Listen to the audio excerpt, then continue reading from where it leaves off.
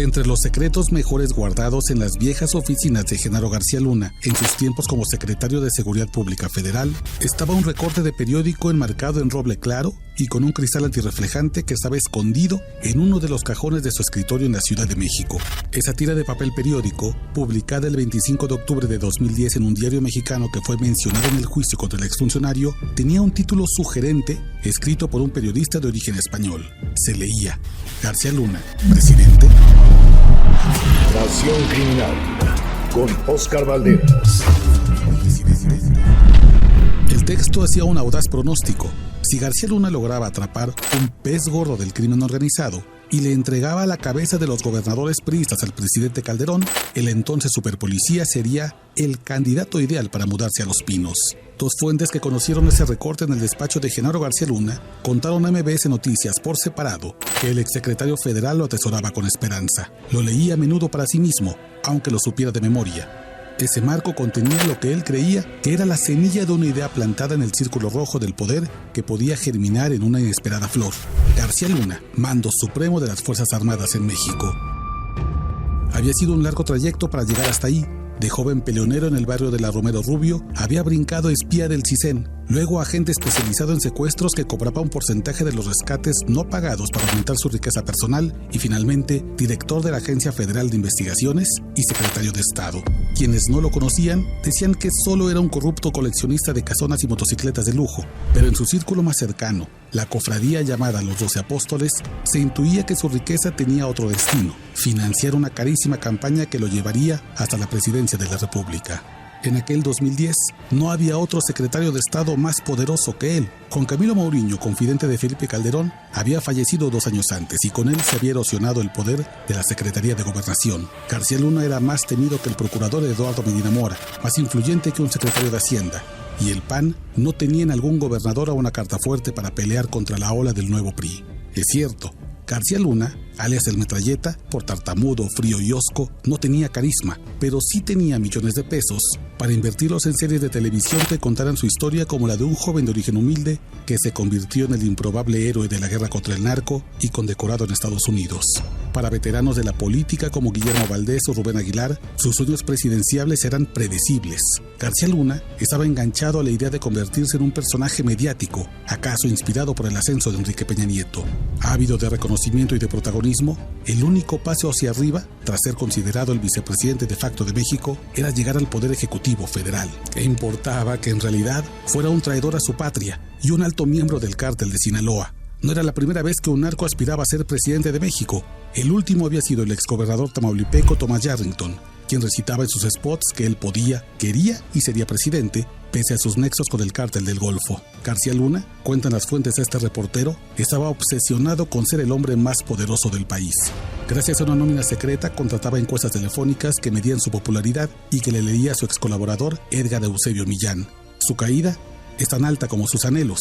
Este martes, un jurado de 12 estadounidenses lo halló culpable de 5 cargos criminales que lo confirman como un delincuente que perdió el fuero y está a semanas de perder su libertad para toda la vida. Así lo resumió el Departamento de Justicia de los Estados Unidos en un duro comunicado tras el fallo del juicio. El que alguna vez fue el más alto funcionario de seguridad de México es ahora un criminal convicto. O, dicho de otro modo, el que alguna vez fue el policía más poderoso y soñó ser presidente es ahora un narcotraficante confirmado. Óscar Valderas, qué gusto verte, saludarte. ¿Cómo estás, hermano? Bienvenido. Qué gusto, querido Luis. Bien. Pues pudo ser presidente. Quería ser presidente, pero además creo que casi cualquier persona de clase política sueña, sí, claro, que tiene esta aspiración. Pero Genaro García Luna realmente creo que rozó esa aspiración con mucha más cercanía que otros. Era el hombre, el vicepresidente de facto cuando Juan Camilo Mourinho fallece. Prácticamente se vuelve el confidente de Felipe Calderón. Tenía todo el dinero a su disposición para crear series de televisión. Tenía además un buen, digámoslo, como dice el presidente, en plata. Tenía un harem de periodistas que la verdad le hacían una cobertura bastante favorable. No era nada agraciado, nada carismático. Tartamudo. pero sí lo que tenía era una muy buena alianza con dueños de medios, con empresarios, con gente de mucho dinero y de mucho poder, y además era el tiempo en que el PAN no tenía realmente un candidato viable que pudiera pelear contra Peña Nieto. Enrique Peña Nieto, que además él venía del crecimiento mediático. Sí, claro. Y Genaro García Luna adoraba el crecimiento mediático. Era un tipo que le gustaba ser el protagonista, los montajes, salir él, hablar, la serie que se hicieron sobre el equipo. Tenía una gran ambición personal y esta ambición se traducía en este recorte de periódico que te platico que guardaba y que él sabía de memoria, pero de vez en cuando como para apacharse el ego, entonces lo leía y decía, Genaro García Luna, presidente. Ay. Pero imagínate lo grave, lo terrible que es que hubiera llegado a una posición de ese tamaño. Yo creo que el primer líder del cártel de Sinaloa convertido en presidente de México. Pues pudo ser, o sea, la candidata en ese entonces fue Josefina Vázquez Mota, por ejemplo. Que tenía más o menos el mismo carisma, Sí. Más o menos. Sí, no era precisamente muy carismática, que se peleó con Calderón, que no la apoyaron tampoco en esa campaña. Y un Genaro García Luna, a lo mejor que pues el problema era la tartamudez, el hecho de que no tenía la apertura mediática, pero las ganas estuvieron ahí. O sea, no era un sueño guajiro, era una posibilidad que estaba sobre la mesa. ¿Qué piensas de todo este juicio? Hoy vemos al vicepresidente en ese momento, al número 1 de seguridad, juzgado. Vamos a ver cuál es la sentencia en junio, a finales de junio. Pero pues lo encuentran culpable. Tú y yo lo platicábamos. En una de esas libra 1, 2, porque algunas acusaciones son medio endebles. ¿Qué piensas de todo esto? ¿Qué reflexión te llevas? Yo creo que ni la fiscalía ni la defensa pensaron que iba a ser un resultado tan contundente. De todos. Incluso los periodistas, algunos colegas que estuvieron cubriendo ayer el juicio, hablaba con ellos por WhatsApp en cuanto salió la noticia, me decían, todos estamos sorprendidos, porque parecía que el juicio se le había salido de las manos a la fiscalía.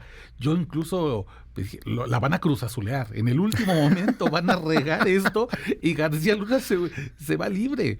Pero yo hago una lectura, digamos, en dos tiempos. El primero es que aunque se trata de una persona sentada en el banquillo de los acusados, lo que en realidad se juzgó es un sistema político y de gabinete de seguridad que se deslizó al cártel más poderoso sin que pudiéramos crear una alerta ciudadana, una auditoría externa, un freno para impedir que esto siguiera, porque fue continuo. Esto comenzó en el 2001.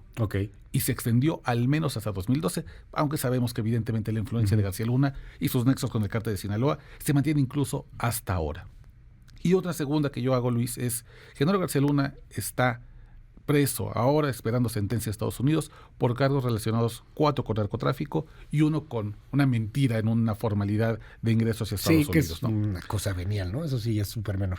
No está enjuiciado por ninguna violación masiva de derechos humanos o delitos de lesa humanidad, que es lo que se genera, es la consecuencia de la guerra contra el narco que él crea a partir de un interés personal, de generar riqueza a través de la guerra, que es un dato estudiadísimo en todas las guerras del mundo, genera riqueza en un puñado de hombres, y además a partir de una ambición personal. Él sí quería dejar de ser ese joven bravucón, empobrecido del barrio de la Romero Rubio en la Ciudad de México y convertirse en presidente de México. Y en el afán de volverse el hombre más poderoso del país, se inventó esta guerra y no ha sido juzgado por delitos de lesa humanidad y violaciones a derechos humanos. Ahí hay pendiente todavía, más allá de lo que se juzgue sobre kilos de coca y pacas de mota, más de 500,000 de personas asesinadas y más de 100,000 desaparecidos en México. ¿Qué sigue para él? O sea, vendrá una sentencia, puede ser de 20 años a perpetua, pero yo te le quiero preguntar a Óscar Valderas, que sabes lo que realmente sucede. De entrada, ¿cómo se cuidó el tío Sam? Claro, no se quiso manchar, ¿no? La DEA no se quiso manchar, porque si Genaro García Luna canta, hubiera cantado cosas muy interesantes con todo y la tartamudez. No es el Chapo.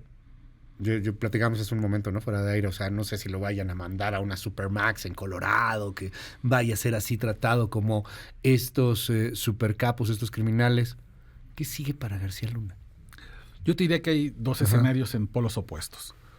El más duro para Genaro García Luna, el que seguramente debe tenerlo aterrorizado, y de acuerdo con las crónicas, con el rostro enrojecido. Sí, descompuesto, ¿no? Se cae, se hace pequeño. Es la posibilidad de una cadena perpetua, incluso en el sistema de Estados Unidos, varias cadenas perpetuas, es una posibilidad, una por cada uno de los 4 cargos más graves. Y que justo vaya a una Supermax, una cárcel de máxima seguridad en condiciones como las que tiene el Chapo Guzmán. 23 horas de encierro, sin contacto con personas, una realmente limitada comunicación con familiares y abogados, y bueno, evidentemente la esperanza nula de poder volver a ser un hombre libre. Esa yo me parece que es una posibilidad la más severa, pero que sí es una posibilidad real. Porque Genaro García Luna, si bien evidentemente no es un capo de las drogas en el sentido de que era un hombre que andaba en las trocas, en la sierra, con un arma y ejecutando personas, sí es un tipo peligroso. Claro. No hay que olvidar que todo el sistema del jurado que se creó alrededor de la secrecía, tratar de cuidarlos, era porque había un miedo fundado de que Genaro García Luna pudiera mandar a asesinar a miembros del jurado. Sí, y lo dijo a los que descartaron incluso, ¿no? También antes. Claro. No, yo tengo miedo de verlo en la sala, ¿no? Ese es el nivel de peligrosidad. Entonces yo creo que esa posibilidad sí existe. La más laxa, la que también es la menor posibilidad, es que se le dicten 20 años, se tomen en cuenta los tres que ya lleva. 17. Un acuerdo de buena conducta, dejámoslo en 10, en una prisión de mediana seguridad, y Genaro García Luna por ahí del 2034. Por ahí, cuando tenga 70 años. Ya pueda vivir una vejez, digamos, en relativa comodidad, porque ayer justamente cuando se dio a conocer el veredicto de culpabilidad, resulta que aquí, jueces en México ordenan liberar las cuentas de la esposa de Genaro García Luna. Con un timing como si hubiera mandado un mensaje de aquí en México de todos modos se le va a proteger. Oye, a ver, y la otra, ¿no le conviene al tío Sam convertirlo en testigo colaborador en algún momento? Muchos de los que declararon también tienen sentencias bien fuertes, pero no sabemos dónde están, como que son personajes que salen en el momento oportuno, como en el juicio de García Luna, pero pues que hoy tienen otra identidad, viven en algún lugar en Estados Unidos. Claro. De hecho, algunos hasta siguen disfrutando de la lanita que obtuvieron, porque dieron una lanita como de multa, pero se quedaron con un par de milloncitos de dólares, ¿no? Yo creo que hay un incentivo por parte de Estados Unidos de hacerlo testigo protegido, que es... Sabe mucho ese hombre. Mucho, y puede todavía sacudir muchas cosas. Al gobierno de Estados Unidos realmente lo que le importa no es la grilla partidista del PAN y de Morena y que si Noroña. Lo que le interesa es descubrir hasta dónde llegó la narcopolítica y cómo ha afectado eso la frontera sur que ellos tienen, nuestra frontera norte, y cómo responde eso a la crisis de salud pública de las drogas sintéticas como el fentanilo. Pero no sé si se van a aventar el enorme riesgo, como tú bien dices, de tener que hacerse responsables de crear un Frankenstein como Genaro García Luna, porque entonces en un juicio de mayor calado sí van a tener que responder por qué lo condecoraba el FBI, por qué lo premiaba la CIA, por qué estaba con Janet Napolitano, con Hillary Clinton, con Barack Obama, con John McCain, con los grandes héroes. Imagínate cómo es que el Departamento de Justicia de Estados Unidos le daba toda la capacitación, cómo la iniciativa Mérida le soltó tantos millones de dólares en recursos, en inteligencia criminal, sabiendo desde 2010 supuestamente que el tipo ya colaboraba con el cártel de Sinaloa. Vamos a ver en qué acaba ese asunto. Y no quisiera cerrar, Oscar.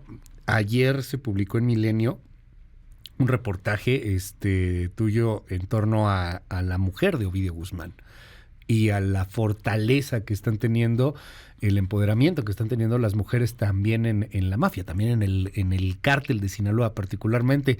Recomendamos mucho, desde ayer recomendamos esa lectura, a ver si le podemos subir rápido a nuestras redes.